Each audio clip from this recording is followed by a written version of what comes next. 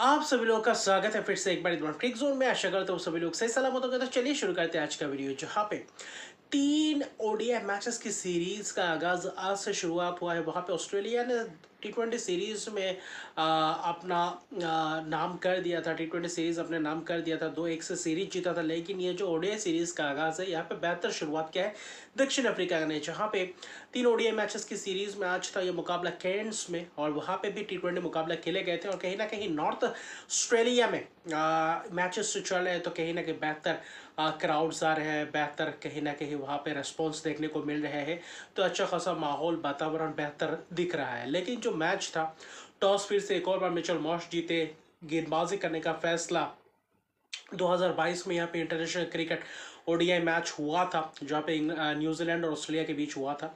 और उसके बाद अब आज ये मैच हो रहा था, और वहाँ पे दक्षिण अफ्रीका की भी अच्छी खासी प्लेइंग 11 दिख रही थी, क्योंकि कगिस और अबार्ड इस सीरीज से बाहर हो चुके थोड़ा बहुत एंकल इंजरी के कारण। तो वहाँ पे ये एक धचका लगा है। लेकिन ऑस्ट्रेलिया की जो शुरुआत थी गेंदबाजी बेहतर दिखे थे। हेजलवुड, बैंडवॉशियस अच्छी खासी गेंदबाजी करते हुए नजर आ रहे थे, ओपन करते हुए नजर आए। वहाँ पे रायन रिकल्टन और एडन मार्करम बेहतर दिखे, बीच बीच में अच्छे खासे चौके लगाए।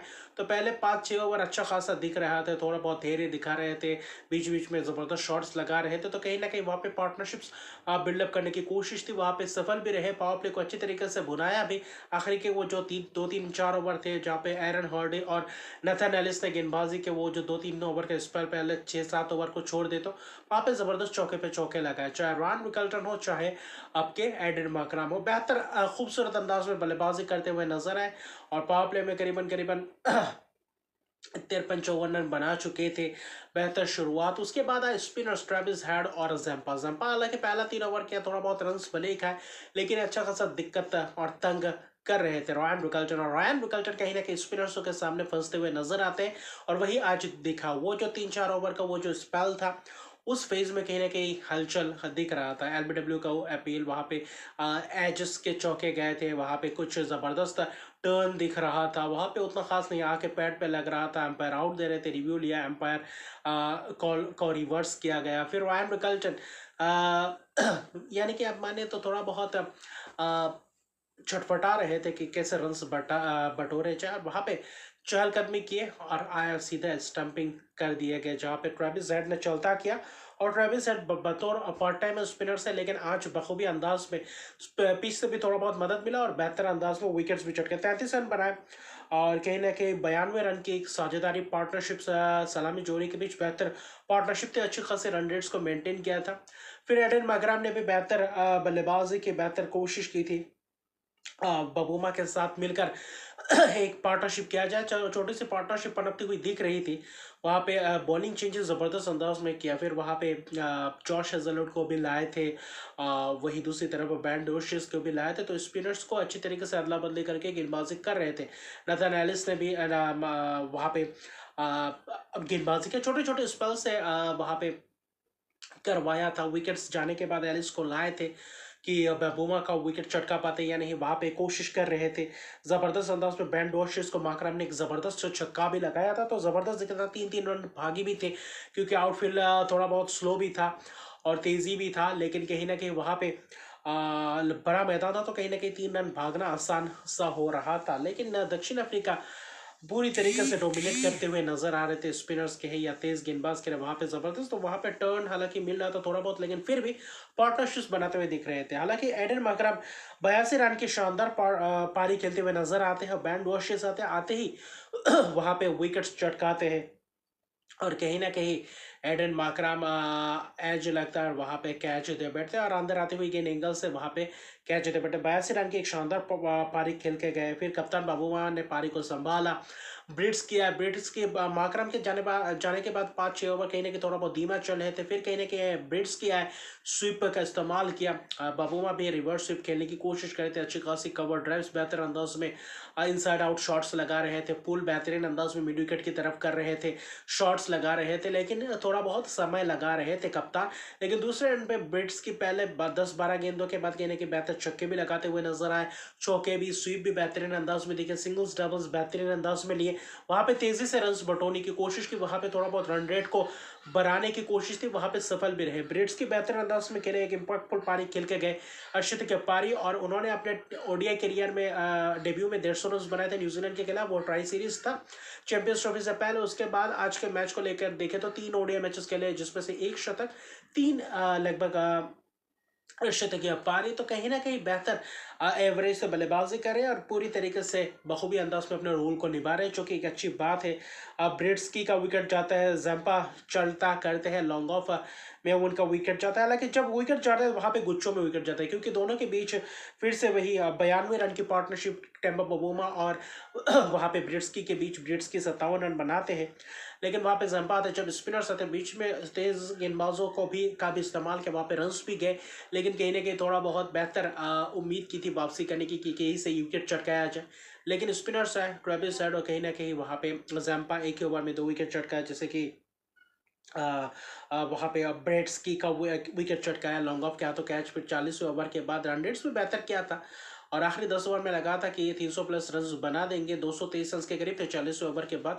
वहां पे डेब्यूटेंट थे दो, प्रेनालैन सुब्रायन और कहीं ना कहीं Dewald Brevis. Dewald Brevis Tristan Stubbs 41वें ओवर हेड को गेंदबाजी करने दिया, लॉन्ग ऑफ के हाथों कैच दे बैठे, तो बेहतर दिखे। वहां पे स्टब्स छक्के मारने की फिराक में थे। फिर कहीं ना कहीं आते ही क्या डाउन द ग्राउंड शॉट लगाया ब्रेविस बैकफुट से, और उसके अगले ही गेंद कहने के थोड़ा बहुत धीमा चौरा था, लॉन्ग ऑन में करे थे एलेक्स केरी, वहां पे जबरदस्त कैच पकड़ा। तो डेब्यूटेंट ने पहले गेंद में छक्के से अपना ओडीआई कैरियर शुरुआत किया, लेकिन दूसरे गेंद में चलते बने, तो वहां पे 2-3 विकेट गुच्छों में गिरे, जिसके कारण ऐसा लगा कि शायद रन गति में थोड़ा बहुत लगाम सा लगाया है। फिर स्पिनर्स आए, जंपा ने भी गेंदबाजी की, आखिर में ट्रेविस हेड ने भी गेंदबाजी की, और बीच में डॉर्शियस हेजलवुड तो बेहतर दिख रहे थे। हेजलवुड कहीं ना कहीं बेहतर गेंदबाजी करते हुए नजर आए, 8 ओवर में सिर्फ 36 रन दिए, बेहतर दिखे। 2 विकेट डॉर्शियस ने लिए चटकाया, लेकिन Travis head 9 over 57 run, 4 wicket. क्या उमदा किस्म का स्पेल्स किया, क्या उमदा किस्म की गेंदबाजी के, थोड़ा बहुत महंगे भले ही गए हो, लेकिन कहीं ना विकेट जबरदस्त रहा और पीछे से अच्छी खासी मदद मिली। आखिर में मुल्डन ने 26 गेंद में 31 रन की एक नाबाद पारी, और कप्तान ने 65 रन की पारी के लिए बैंड वॉशियस ने बोल्ड किया, वरना बेहतर दिख रहे थे। और कहीं ना कहीं वहां पे 300 प्लस रन बना सकते थे, लेकिन 296 तक ही जा पाए, और वहां पे था कि 297 रन के लक्ष्य कि ऑस्ट्रेलिया प्राप्त कर पाएगा। मिचेल मार्श और ट्रेविस हेड ने वही अपना पूरी तरीके से जवाबी कार्रवाई पूरी तरीके से शुरुआत कर दिया था। ताबड़तोड़ अंदाज में बल्लेबाजी कर रहे थे, चौके पे चौके, चौके पे चौके, चाहे लुंगी एंगडी हो, चाहे नंद्र बर्गर हो। वाइट का चौका एक्स्ट्रास भी गया। ट्रेविस हेड एक ओवर में 5 चौके लगाते हैं, नंद्र बर्गर के ओवर में वहां पे 20 रन आते हैं, तो करीबन करीबन 5वें ओवर तक बेहतर दिख रहे थे, 50 रन के करीब आ चुके थे। तो वहां पे स्पिनर छठे ओवर में लेफ्टिनेंट सुब्रायन डेब्यूटेंट थे, और उसी ओवर में कहीं ना कहीं बहुत ही बेहतर गेंदबाजी की, 2-3 रन के करीब दिए। फिर एंगर्डी आए, और अगला ओवर जो सुब्रायन ने आए वहां पे स्टंपिंग किया ट्रेविस हेड का, 27 रन बनाकर चलते बने, और कहीं ना कहीं बेहतर नजर आया। और वही माफ कीजिएगा, विकेल्टन कैच आउट हुए थे मिड ऑफ में, और हेड स्टंपिंग आउट हुए थे, तो कहीं ना कहीं वहां पे थोड़ा बहुत गलती हो गया। लेकिन मिचेल मार्श दूसरे रन पे खड़े थे पूरी तरीके से, और 60 रन पे पहला विकेट गिरते ऐसा लगा शुरुआत पावर प्ले में T20 की तरह शुरुआत कर चुके थे।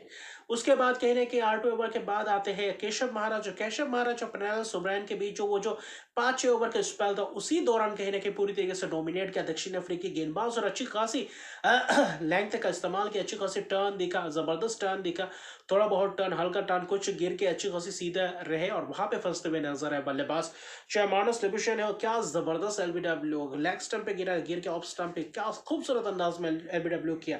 फिर कैमेरून ग्रीन आते हैं, कैमेरून ग्रीन को बोल्ड करते हैं, हल्का सा मिडल स्टंप में करते हैं, वहां पे टर्न के लिए खेलते हैं, और वहां पे थोड़ा बहुत सीधा हल्का सा टर्न रहता है, और वहां पे बैट में टच नहीं होता है। वैसे ही कुछ जॉश इंग्लिश बैकफुट पे खेलने के सीधा गेंद बोल्ड हो गए, तो वहां पे लाइन को मिस किया, उतना टर्न नहीं, कुछ टर्न देखने को मिले, लेकिन फिर भी स्पिनर्स ने पूरी तरीके से जोकर कर रखा था, वहां पे फंसा कर रखा हुआ था। एलेक्स केरिया आते ही अगले ही गेंद में स्वीप मारने गए, स्कूप स्वीप मारने गए, मिस किया, फुल लेग डिलीवरी थी, वहां पे एलबीडब्ल्यू की शिकायत। तो कुल मिलाकर एरन हर्डी भी वैसे ही जैसे कि कैमेरून ग्रीन का विकेट था, हल्का सा टर्न और वहां पे ऑफ स्टंप में जाकर लगा, तो वहां पे पंजाबी कोलम महाराज ने पहला ओडीआई पंजा उनका। फिर देखें तो डेब्यूटेंट ने भी विकेट चटकाया, तेज गेंदबाज ने वो जो पहले 5 ओवर का स्पेल किया था, उसके बाद स्पिनर्स लगातार गेंदबाजी कर रहे थे। जब प्रेनाल सुब्रायन का ओवर स्पेल खत्म होता है, एक कैच भी छूटा था कहीं ना कहीं वहां पे डुअर्शियस का कवर्स पे करे थे महाराज, और वरना वो भी विकेट सुब्रैन को मिलता डेब्यूटेंट को, और जल्द से जल्द खत्म हो सकता था मैच। 60 पे पहला विकेट, 89 पे छठा विकेट, यानी कि 20-30 रन के अंदर अंदर 6 विकेट गिर जाते हैं, तो वहां पे पूरी तरीके से हलचल मच चुका था। मार्श अच्छी खासी शॉट्स लगा रहे थे, स्पिनर्सों को अच्छे तरीके से बखूबी अंदाज में खेल रहे थे, थोड़ा बहुत तेज गेंदबाज है, थोड़ा बहुत शॉट्स लगाने देखे। बैंड वॉशर्स ने भी बेहतर बल्लेबाजी की, 33 रन बनाए। फिर कहीं ना कहीं तेज गेंदबाजों को लाया, माकरम उस बीच गेंदबाजी करे तो उनके खिलाफ थोड़ा बहुत रन मिल रहा था। वो पुराना गेंद होने के बाद उतना ग्रिप नहीं हो रहा था, आसानी से बल्लेबाज खेल सकते थे। नंदे बर्गर आए, वॉशियस को चलता क्या कैच दे बैठे ब्रेविस के हाथ, और वहां से सिलसिला शुरू हुआ विकेट गिरने का। उनके बीच 70 रन के करीब पार्टनरशिप, और फिर वो आखिरी 2-3 विकेट वहां पे 198 पे ऑल आउट हो जाते हैं। वहां पे नंदे बर्गर क्या शानदार तरीके से अंदर आते हुए गेंद बोल्ड करते हैं। फिर देखें तो मिचेल मार्श को शॉर्ट ऑफ लेग डिलीवरी करते हैं, पुल करने जाते हैं, एज लगता है, टॉप एज कैच कीपर द्वारा 88 रन की एक ब्रिलियंट इनिंग्स में कहूंगा, क्योंकि इस परिस्थिति में एक ऐसा इनिंग्स खेलते थे, कप्तान ने कप्तानी पारी खेला तो बेहतर दिखे। और वहीं पे बाकी बस औपचारिकता था, लुंगी एंगटी 2 विकेट चटकाते, जम्पा को आखिरी विकेट बोल्ड करते हैं, और इसी तरीके से 158 पे ऑल आउट कर जाते हैं 40.5 ओवर में, और 98 रन की एक जबरदस्त जीत दक्षिण अफ्रीका अर्जित करती है। 3 ओडीआई मैचेस की सीरीज में 1-0 की बढ़त ले चुकी है। तो यहाँ से क्या कारवा आगे बढ़ेगा, क्या यहाँ से ऑस्ट्रेलिया वापसी कर पाएंगी, या दक्षिण अफ्रीका और जी T20 में जो कुछ चूक हुआ था उसका बदला ओडीआई सीरीज में ले पाएंगे या नहीं, क्योंकि आखिरी 2 ओडीआई मैचेस मक्के में होगा, तो वहां पे भी एक भरपूर अंदाज में मुकाबला देखने को मिलेगा, माहौल भी बनेगा। तो अभी के लिए इतना रखते, मेरे चैनल को सब्सक्राइब नहीं तो मेरे चैनल को सब्सक्राइब कर दीजिए, लाइक शेयर कमेंट जरूर कीजिए। तब तक लिए गुड बाय।